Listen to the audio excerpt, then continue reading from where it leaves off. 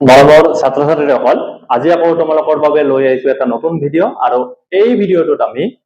আমাৰ ত্ৰিকোণমিতিৰ পৰিচয় নামৰ যিটো অধ্যায় আছে তাৰ আধাৰত 8.4 অনুশীলনী যিটো আছে তাক আমি অতি সহজভাৱে শিকিবলৈ গৈ আছো। আজি তোমালোকে এই অধ্যায়টো সহজভাৱে মোৰ সৈতে এনজয় কৰি শিকা। এতিয়া 8.4 অনুশীলনটি আগবঢ়াৰ আগতে আমি ইয়াৰ ত্ৰিকোণমিতিৰ অভেদ বুলি যিখিনি আছে আমি এইখিনি নিশ্চয় আমি আগৰ যিটো ভিডিঅ' আছিল তাত শিকি আহিছো। তথাপিও আমি প্ৰথমতে ইয়াক আমি আলোচনা কৰিবলৈ যাওঁ। অভেদ কেইটানো আছিল কি, যে ত্ৰিকোণমিতিক অভেদ কেইটা আছিল যে cos square a plus sin square a equal to আমি কিমান পাইছিলো 1 পাইছিলো নে? আৰু এটা পাইছিলো যে 1 plus tan square a is equal to আমি পাইছিলো sec স্কয়াৰ a। আৰু এটা পাইছিলো যে cos square a plus 1 is equal two cosec square a। এই তিনিটা আমি অভেদ পাইছিলো। নিশ্চয় তোমালোকৰ এইখিনি মনত আছে। আৰু এই তিনিটা অভেদ মনত ৰখাৰ আমি এটা বিশেষ বুদ্ধি অৱলম্বন কৰিছিলো। কি কৰিছিলো, যে যিবিলাক c আছে অৰ্থাৎ cos, cot আৰু cosec আছিল নহয়, এইকেইটা ত্ৰিকোণমিতিক আমি যি 6টা অনুপাত পাইছিলো sin এৰ পৰা আৰম্ভ কৰি একেবাৰে cosলৈ, তাৰ c থকা বিলাক আমি এটা সাইড কৰি লৈছিলো। এইটো আমি আগতে শিকিছো। আৰু এইফালে বাকিখিনি sin, tan আৰু sec অৰ্থাৎ গোটেইখিনিতে স্কয়াৰ দিয়াচোন, থিটা বুলিয়ে ধৰা,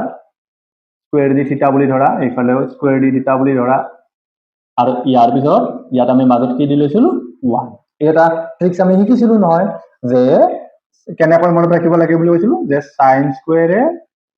plus cos square a is equal to 1। আকৌ কি পাইছিলো 1 plus tan square a is equal two কি পাইছিলো sec স্কয়াৰ a। আকৌ 1 plus cot square a is equal to আমি কি পাইছিলো cosec স্কয়াৰ a, অৰ্থাৎ 1 plus cot square theta is equal two cosec square থিটা। এইখিনি আমি পাইছিলো, মনত আছে না? যে sin স্কয়াৰ থিটা plus cos square theta is equal to 1, 1 plus tan square theta is equal to sec square theta, আকৌ 1 plus cot square theta equal to আমি কি পাইছিলো cosec স্কয়াৰ থিটা। এইখিনি নিশ্চয় আমাৰ মনত আছে। তাৰ উপৰি আমি কেইটামান বিপৰীত অনুপাত পাইছিলো। কি পাইছিলো, যে sin থিটা যদি হয় তাৰ বিপৰীত আমি লিখিব পাৰো 1 বাই cosec থিটা, এইখিনি লিখিব পাৰো। বা cosec থিটা খিনিক আমি কি লিখিব পাৰো 1 বাই sin থিটা, এইটো লিখিব পাৰো। আকৌ যদি চাবলৈ যাও যে cos থিটা ইজ ইকুৱেল টু আমি কি লিখিব পাৰো 1 বাই sec থিটা, হয় নে? বা sec থিটা ইজ ইকুৱেল টু আমি কি লিখিব পাৰো 1 বাই cos থিটা, এটা আছিল। আকৌ এইবাৰ যদি চাবলৈ যাও যে tan থিটা ইকুৱেল টু আমি কি লিখিব পাৰো 1 বাই cot থিটা, বা cot থিটা ইজ ইকুৱেল টু আমি কি লিখিব পাৰো 1 বাই tan থিটা। এইখিনি নিশ্চয় তোমালোকৰ মনত আছে। এইখিনিকে লৈ আমি এতিয়া কি কৰিব যাম, অংকবিলাক কৰিব যাম। অনুশীলনী 8.4 ৰ প্ৰথম অংকটো কি দিছে, যে sin a, sec a আৰু tan a এই ত্ৰিকোণমিতিক অনুপাত কেইটা, এইকেইটা 6টা ত্ৰিকোণমিতিক অনুপাতৰ এই তিনিটাও ত্ৰিকোণমিতিক অনুপাত, হয় না? এই ত্ৰিকোণমিতিক অনুপাত কেইটাক ক'ত প্ৰকাশ কৰিব দিছে, যে cot a ৰ দ্বাৰা প্ৰকাশ কৰা। অৰ্থাৎ sin a ৰ পৰাও গৈ শেষত আমি কি পাব লাগিব, cot প্ৰকাশ কৰিব পাৰিব লাগিব, sec ৰ পৰা গৈও আমি cot প্ৰকাশ কৰিব পাৰিব লাগিব, আৰু tan ৰ পৰা গৈও আমি cot প্ৰকাশ কৰিব পাৰিব লাগিব। এতিয়া চাচোন, আমি এইখিনি প্ৰকাশ কৰিব লাগিলে আমি এই তিনিটা অভেদৰ পৰা আমি বাছি ল'ব জানিব লাগিব। যে আমি চোৱাচোন, ইয়াতো sin cos square a sin square plus sin square a is equal to 1, এইটো প্ৰকাশ কৰিলে আমি নহব। দ্বিতীয়টো চাব গলে 1 plus tan square a is equal to sec square a, এইটো প্ৰকাশ কৰিলেও আমি নহব। কিন্তু যদি চাব যাও যে cosec স্কয়াৰৰ ক্ষেত্ৰত আমি cosec স্কয়াৰৰ ওলোটা অৰ্থাৎ বিপৰীতটো কি পাম 1 বাই sin পাব পাৰো নে নাই? গতিকে এই অভেদটোক লৈ যদি আমি আগবাঢ়ো তেতিয়াহলে নিশ্চয় আমি এই সাইনৰ পৰা cot পাব পাৰিম। চাওঁচোন, যে প্ৰথমটো কি দিছে, যে আমি জানো যে আমি কি পাইছো যে আমি লিখিব পাৰো যে cosec square a is equal to 1 plus cot square a তোমালোকে নিশ্চয় গম পাইছা এইখিনি বস্তু এইফালে আনিছো এইখিনি বস্তু সেইফালে নিছো এতিয়া চোৱাচোন আমি যদি এইখিনি বিপৰীতখিনি চাব যাও cosecৰ ঠাইত আমি কি লিখিব পাৰো 1 বাই sin লিখিব পাৰো হয় না 1 এতিয়া cosec স্কয়াৰ a আছে মানে আমি কি লিখিব পাৰো 1 বাই sin স্কয়াৰ a আৰু এইফালে এইখিনি কি আছে 1 প্লাস cot স্কয়াৰ a এতিয়া আমাক লাগিব কাৰ মান এতিয়া আমাক লাগিব সাইনৰ মান হে গতিকে এতিয়া যদি সাইনৰ মান লাগে আমিতো ইয়াত 1 টো ওপৰত থাকিলে আমাৰ তেনেকৈ নালাগে ভগ্নাংশ আকাৰত নালাগে গতিকে আমি এটা বুদ্ধি কৰিলো এইখিনি ওলটাই দিও ওলটাই দিলে 1 টো তলত যাব অৰ্থাৎ sin স্কয়াৰ এ থাকি যাব আৰু তলত 1 আছে মানে আমি এইটোটো লিখিব নালাগে আৰু এইটো কি হৈ যাব ইয়াৰ তলেৰে একোনে মানে এনে এটা কি থাকা বুলি ধৰিব পাৰো 1 এটা আছে ইয়াৰ তলেৰে একোনে মানে 1 এটা আছে গতিকে ওলটাই দিলে এই 1 টো কত গুছি যাব ওপৰত গুছি যাব গতিকে ওপৰত 1 হৈ যাব আৰু তলত কি হৈ যাব 1 প্লাস cot স্কয়াৰ a হল না এতিয়া চোৱাচোন ইয়াত আমাক sin স্কয়ার এর মান উলিয়াব দিয়া নাই দিছে কি sin এর মান উলিয়া গতিকে ইয়াৰ বৰ্গমূল ললে আমি কি পাম sin স্কয়াৰ এৰ বৰ্গমূল ললে আমি পাম sin a আকৌ ইয়াত কি বহি যাব বৰ্গমূল চিহ্ন এডাল বহি যাব ওপৰত থাকিব 1 আৰু তলত থাকিব 1 প্লাস cot স্কয়াৰ a এতিয়া চোৱাচোন 1 ৰ বৰ্গমূল আমি পাও 1 আৰু তলৰ খিনিতো আমি কোনো ধৰণৰ বৰ্গমূল নাপাও গতিকে তলৰ খিনিৰ যদি বৰ্গমূল নাপাও এই বৰ্গমূল চিহ্নডাল উঠি না যাব আৰু চোৱাচোন এতিয়া আমাক সাইনৰ পৰা কি কৰিব দিছিলে সাইনৰ পৰা গৈ আমাক কটত পেলাব দিছিলে এতিয়া সাইনৰ মানখিনি আমি কটত প্ৰকাশ কৰিলো নে তাৰ মানে আমাক এইখিনিয়ে কৰিব দিছিলে একেৰ পৰা তোমালোকে কত নিব লাগিব কটেত নিব লাগিব এতিয়া নিব লাগিলে আমি এই তিনিটা অভেদৰ পৰাই নিব লাগিব কোনোবা এটাৰ পৰা গতিকে নিব লাগিলে প্ৰথমটো গলে আমি আমাৰ সুবিধা নহব দ্বিতীয়টো যদি চাব যাও ইয়াত চেকক লৈ এটা আমাৰ অভেদ দিয়া আছে যে 1 plus tan square a sec square a এতিয়া যদি চাবলৈ যাও এই অভেদটো লৈ আমি আগবাঢ়িব পাৰো কিয় পাৰো কটত প্ৰয়োগ কৰিব দিলে tan ৰ ওলটাটো আমি জানো কি বুলি জানো বিপৰীতটো cot বুলি জানো হয় না নহয় tan ৰ বিপৰীতটো cot গতিকে আমি এই tan ৰ পৰাই আমি কটত প্ৰয়োগ কৰিব পাৰিম গতিকে সেই অভেদটো লৈ আমি আগবাঢ়ো গতিকে আমি লিখিব পাৰো যে উই নো দ্যাট বা আমি জানো যে আমি কোনটো অভেদক লৈ আগবাঢ়িম এইটো অভেদক লৈ আগবাঢ়িম দ্বিতীয়টো অভেদক অৰ্থাৎ sec square a 1 plus tan square a এতিয়া চোৱাচোন এই sec স্কয়াৰ a টো থাকিব দিয়া ইফালে এইটোৰ পৰা এইটো আমি কটত নিব লাগিব এইটো আমি হলনি নকৰো এইখিনি আমি কি লিখিব পাৰো 1 প্লাস tan স্কয়াৰ a আমি কি লিখিব পাৰো যে 1 বাই cot স্কয়ার a হয় না নহয় যে tan থিটা 1 বাই cot থিটা নহয় জানো গতিকে tan স্কয়ার a আমি cot square 1 by cot square a নোৱাৰিম জানো এইখিনি তো তোমালোকে জানাই এতিয়া চোৱাচোন যে sec স্কয়াৰ a এইটো তোমালোকে জানাই যদি আমি হৰ হিচাপে cot স্কয়াৰ a ধৰো হইলে ইয়াৰ তলেৰে একোনে মানে কি আছে একটা আছে এই একেৰে cot স্কয়াৰ a কেইবাৰ যাব cot স্কয়াৰ a বাৰ যাব হয়নে আকৌ মাজত থাকিল প্লাস cot স্কয়াৰ এৰে cot স্কয়াৰ এবাৰ যাব গতিকে ইয়াত থাকিব কি 1 এতিয়া চোৱা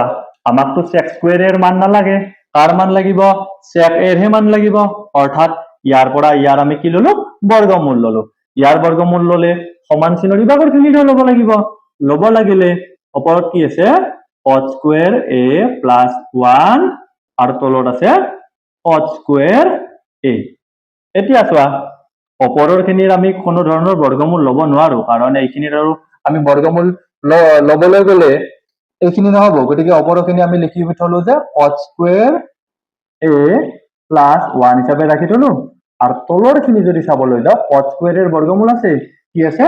cot a অৰ্থাৎ চোৱাচোন যে sec এৰ পৰা আমি cot এ প্ৰকাশ কৰিব দিছিল নে আমি কি পালো cot এ প্ৰকাশ কৰি দিলো ইয়াৰ আমাক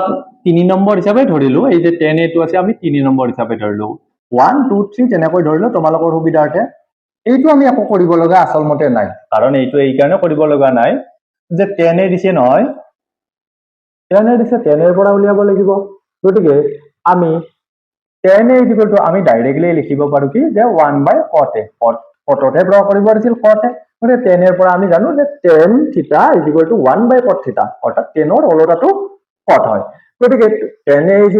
1 বাই cot a লিখিব পাৰো সিম্পল এতিয়া তোমালোকে 2 নম্বৰ অংকটো চাবলৈ যোৱাচোন কি দিছে যে sec এৰ সহায়ত কোণ এ অৰ্থাৎ এ কোণৰ আন সকলোবিলাক ত্ৰিকোণমিতিক অনুপাত উলিওৱা ত্ৰিকোণমিতিক অনুপাত বুলি ক'লে আমি 6টা ত্ৰিকোণমিতিক অনুপাত পাওঁ একেবাৰে সাইনৰ পৰা গৈ আমি কোসেকলৈকে আমি 6টা ত্ৰিকোণমিতিক অনুপাত পাওঁ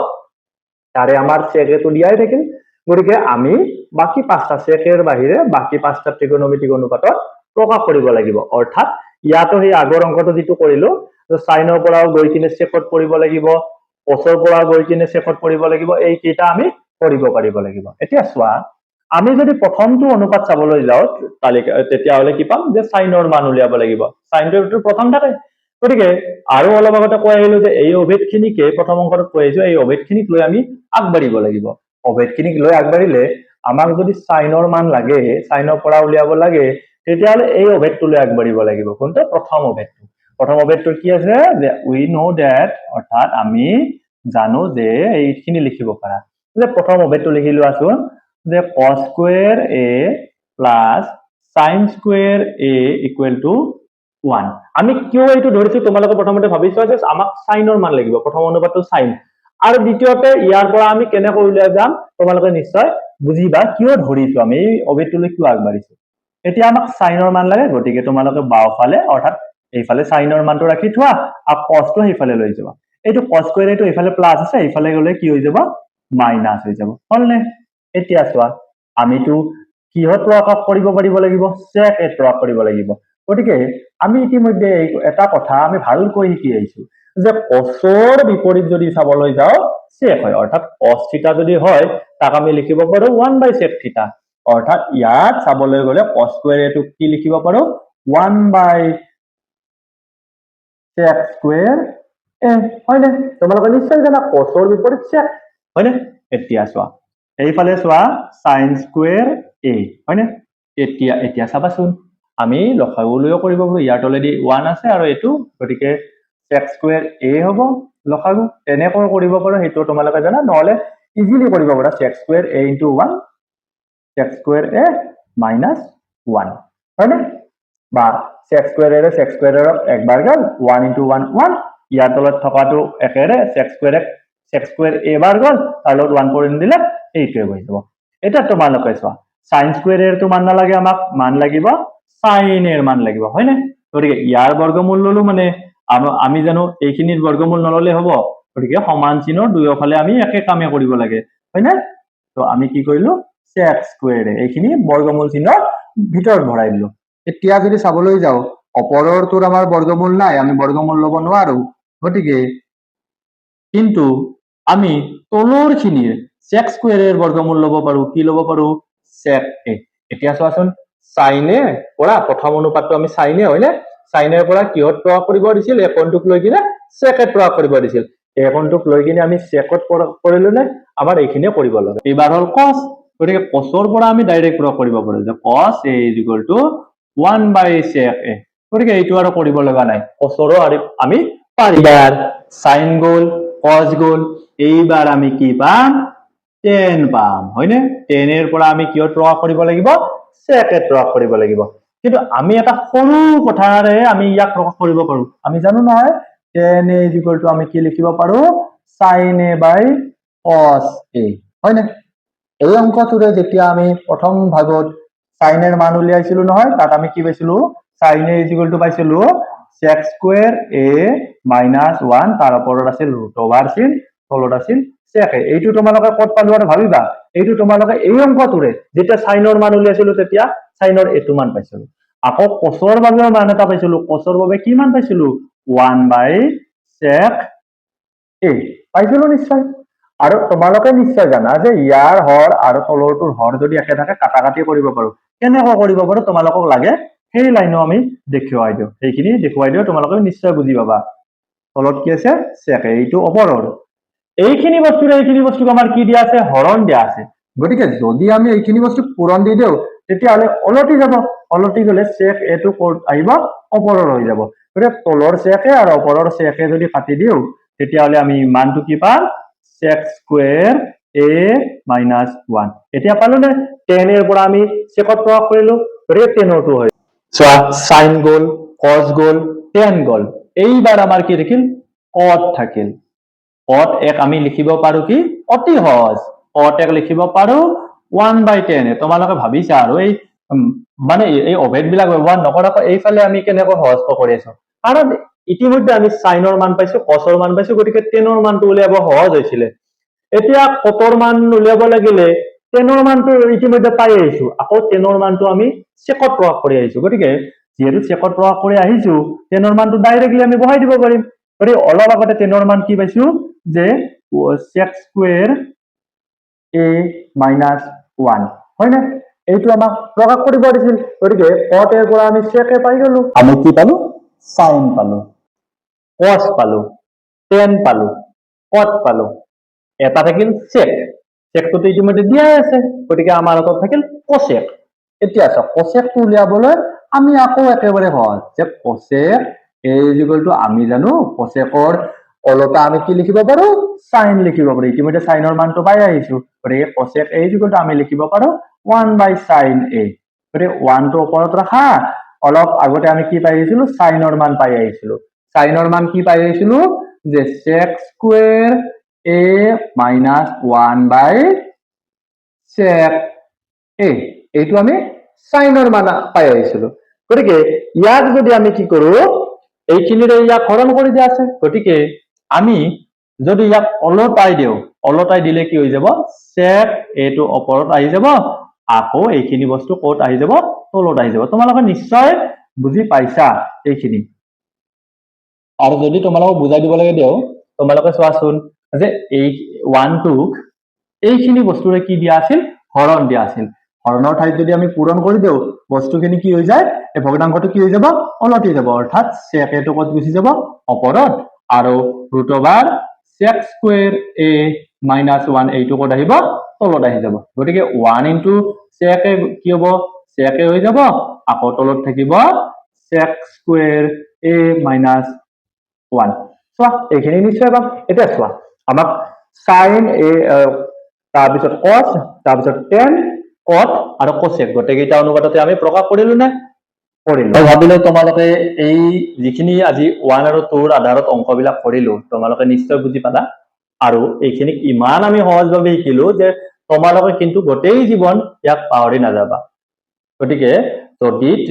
এই ভিডিওটো তোমালোকে ভাল পাইছা তেতিয়াহলে তোমালোকে লাইক কৰিবা তলত কমেন্ট কৰিবা কিবা যদি সুধিব লাগে থাকে সুধিবা আৰু মই এই 8.4 যেটো অনুশীলনী আছে সেইটো হে হলে আমি বিভিন্ন আগৰ যিবিলাক কোৱেশ্চন পেপাৰ আছিলে